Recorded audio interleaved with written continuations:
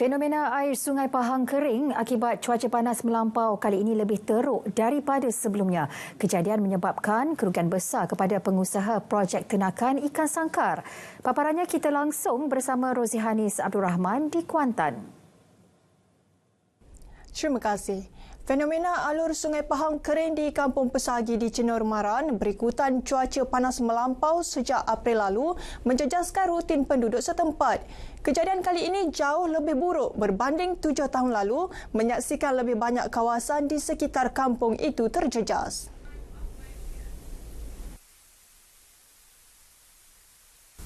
Menurut Ketua Kampung Pesagi, Abdul Rahim Yaakob, fenomena tersebut merangkumi kawasan lebih 3 km dan situasi itu bertambah buruk. Namun menafikan ia ada kaitan dengan aktiviti menyedut pasir di sepanjang Sungai Pahang. 2016 tak terau. Lebih yang ni. Yang ni lebih sikit. Sebab panas dia lah ya. Sebab saya kabur lain panas. Boleh. Saya orang kata orang kampung, orang kerja menore. Susu getah pun berbeza. Dia agak tidak macam dulu. Taklah kalau Encik perhati. Masa itu berbuah, ada yang jadi.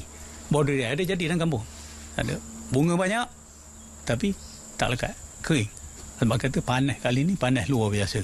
Fenomena juga menyebabkan kerugian kepada pengusaha projek ternakan ikan sangkar di Kampung Sanding hingga ke sempadan Kuala Wau.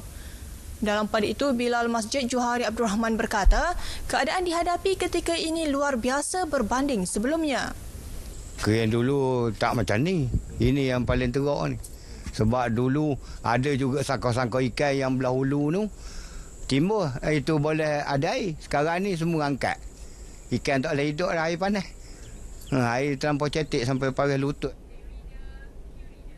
Anak jati Kuala Lipis Pahang melakar sejarah dalam Influencer Book of World Records selepas berjaya melakukan kardio dan senaman angkat berat menggunakan lebih 20 peralatan selama 12 jam tanpa henti. Kejayaan KJ Prabakaran Tewar atau lebih dikenali Dr. KJ itu turut diiktiraf Malaysia Book of Records MBOR. Sebelum ni tak pernah orang. Saya dah berbincang dengan Educators World Record dengan Malaysia Book of Record. Tak pernah orang buat macam ni. Pernah buat, tapi dia buat group. Ada yang 48 jam, ada yang 24 jam, dia buat group. Individual ni saya seorang lah, saya orang pertama buat. Tambahnya, dia mengambil masa 8 bulan bermula November tahun lepas sebagai persediaan menghadapi acara itu. Dia turut mengamalkan diet pemakanan tanpa gula dan garam serta makan sebanyak 8 kali dalam sehari dalam kuantiti sedikit untuk membina kekuatan fizikal. Dr. KJ ditemui pada majlis penyerahan sijil Book of World Records menerusi wakil di Malaysia, Duta Besar Ketua Pengadil, Datuk Dr. Nisha Kogila R dan perunding kanan rekod MBOR Edwin Yoh di Temerloh. Kolej Universiti Yayasan Pahang UCYP menjadi pusat pengajian pertama di negeri ini menerima dana wakaf bagi melengkapkan keperluan perpustakaan di institusi terbabit. Dana bagi melengkapkan koleksi pendidikan komprehensif selain pembaharuan fasiliti perpustakaan dan kemudahan pembelajaran pelajar.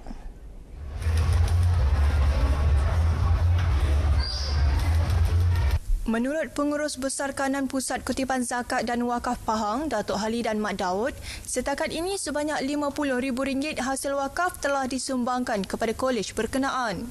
Usaha untuk memantapkan perpustakaan UCYP ini.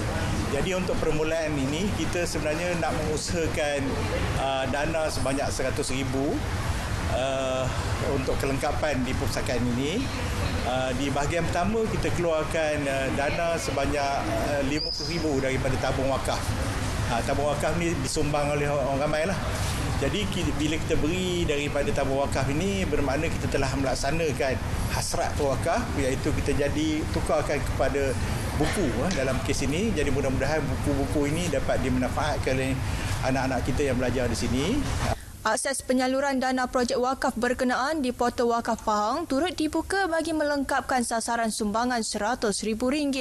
Beliau berkata demikian pada pemberita di Majlis Sumbangan Pemantapan Perpustakaan UCYP di Kuantan. Turut hadir Naib Chancellor UCYP Profesor Emeritus Datuk Dr. Ahmad Zainuddin. Sekian paparan wilayah Pahang, kembali ke Angkasa Puri. Baik, terima kasih Rozihanis langsung dari Kuantan, Pahang.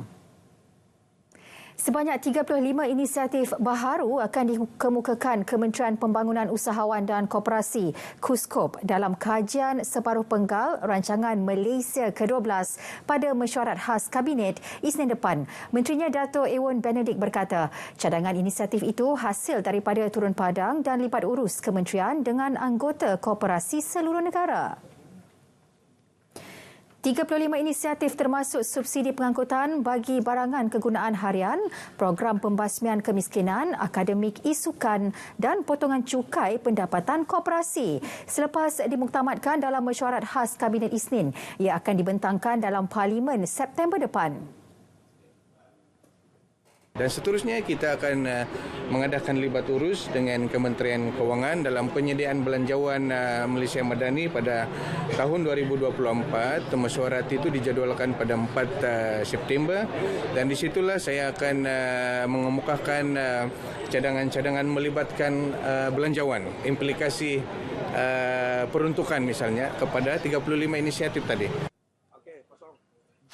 KUSKOP yakin ia dapat mengangkat kedudukan gerakan koperasi sebagai pemangkin kepada sektor ekonomi negara. Beliau hadir merasmikan pelancaran pembukaan cawangan Al-Rahnu Koguru di Kuala Terengganu.